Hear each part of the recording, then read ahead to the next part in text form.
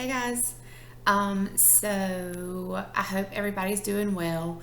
The last chapter that we read, they had rescued mom and dad, and Abner said, "All right, it's time. Y'all have got to go off on your own."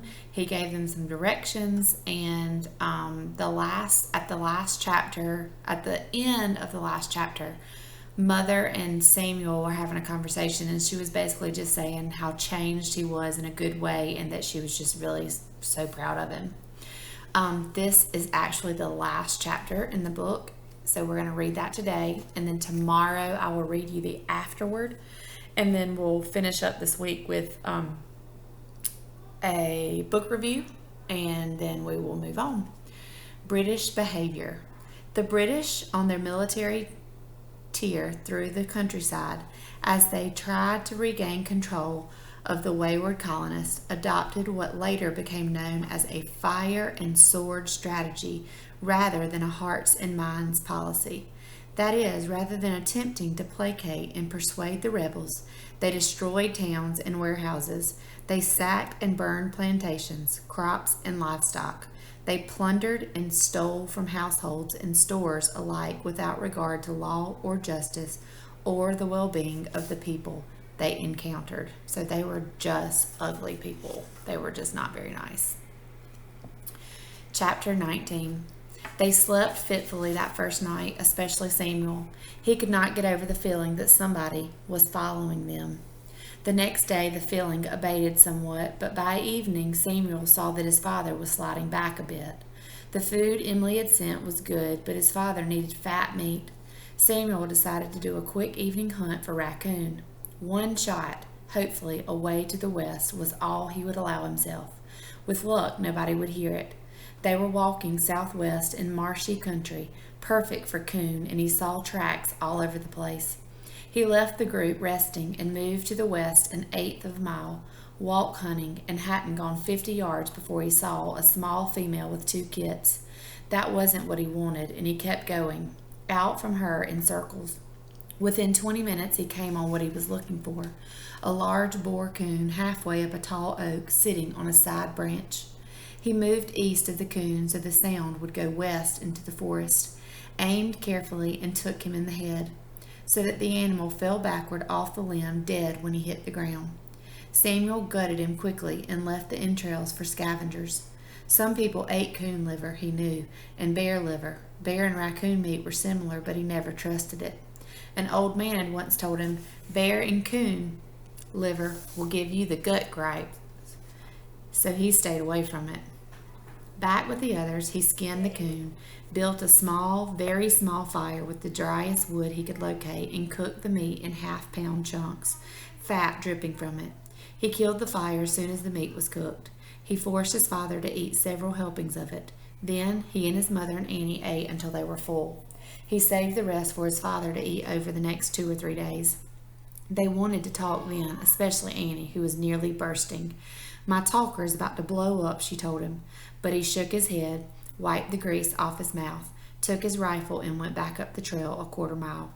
He sat in a small stand of hazel brush next to the trail, dozing all night, watching. The sound of the gunshot worried him immensely, as did the smell of smoke from the fire. Even a soft breeze could carry the odor of smoke for miles. But he needn't have worried. Nobody came along, and he went back to the family at dawn and awakened them. After letting them tend to themselves in the woods, since there were no privies, he started moving again in silence.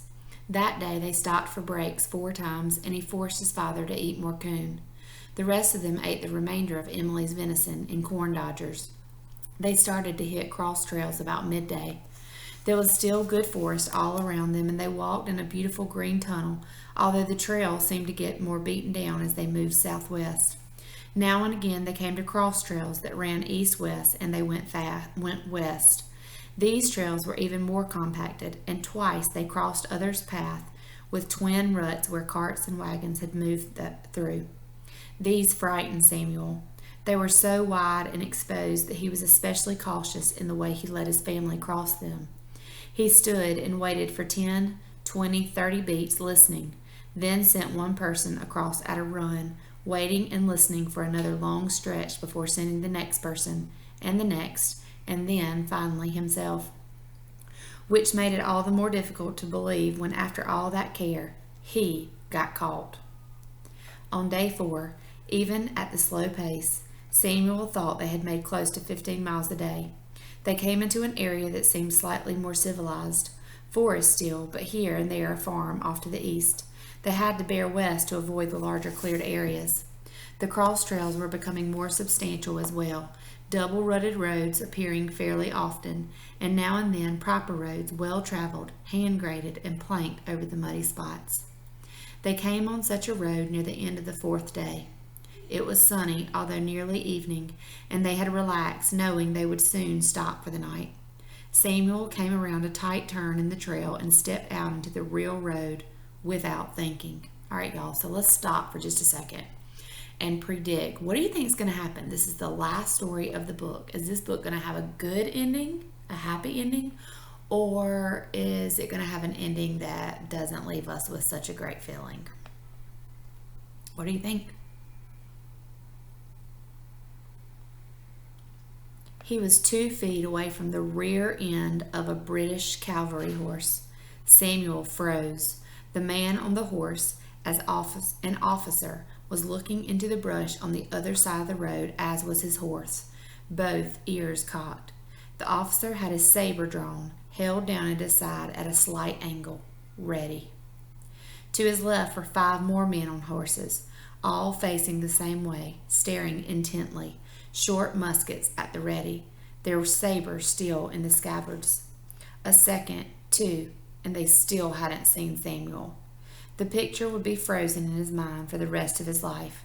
A split second when everything was still, sane, controlled, nobody hurt, nobody dead, all sitting on their horses, all staring at the other side of the road, all alive, and then chaos. One man, young, with rosy cheeks, caught sight of Samuel and turned. His mouth opened. He called, started to aim his musket at Samuel at the same instant that Samuel raised his rifle, cocking the hammer. But before he could shoot, or the soldier could shoot, the officer wheeled his horse, which knocked Samuel away and chopped his saber down at Samuel just as Samuel pulled the trigger on his rifle, aiming up at the officer. The ball taking the man just beneath the chin, killing him instantly, as the saber barely caught the edge of Samuel's shoulder. Samuel fell back to see his father coming out of the woods to help him. "No," he said as the other soldiers swung their muskets around, when like thunder, like the very voice of the god of war gone mad, the other side of the road erupted in a shattering roar of flame and smoke. The men on the horses were blown off their mounts into the brush, dead by rebel fire. 2 horses were hit, screaming, staggering back into the bush. Samuel leaned back on his father's arm and without thinking reloaded. The rebels reloaded, followed the redcoats off the road where they had fled, and killed the wounded horses. Then silence, as about 15 men came out of the brush and checked the British dead for papers.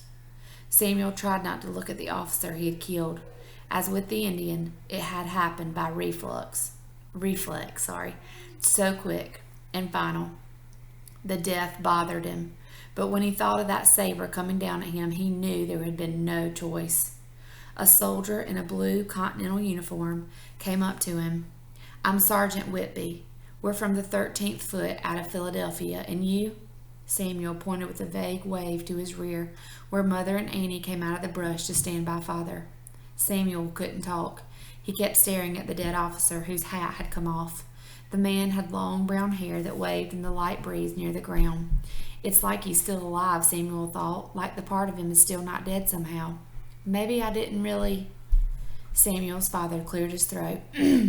"We're refugees, trying to get to Philadelphia in safety. My wife and I were prisoners in New York, and my son Samuel rescued us. This is our daughter Annie. May we walk with you?" "Sir, we can do better than that." Sergeant Whitby turned to his troop. "Peters, Donaldson, gather up those 4 horses. Put this man and his wife and little girl on 3 horses, and all the rest of the equipment, muskets and sabers, on the other. The rest of you, get these bodies off the road." He turned back to Samuel's father. "We were sent to set up an ambush and take a prisoner or two to find out the situation in New York. Since you came from there, I'm going to consider the mission accomplished. You tell us what you know, and there's no reason you can't ride in comfort." He turned to Samuel, smiled, and said, "I take it you have no objections to walking?" Samuel shook his head, then watched the soldiers drag the officer's body back into the brush with the rest, load the horses, and start back down the road toward Philadelphia, toward safety. But Samuel hung back, leaning on his rifle, watching them until they were out of sight around a bend. It was over now, he knew. The run, the madness, listening to every crack of a twig, worrying over every brush of a leaf. His parents and Annie would be safe now. A great weight came off of him then, and he thought, no, we will be safe now. It's over. But still he hung there, hesitant to go, to follow, until a young soldier came trotting back and waved at him to come. He nodded, picked up his rifle, and jogged to catch up.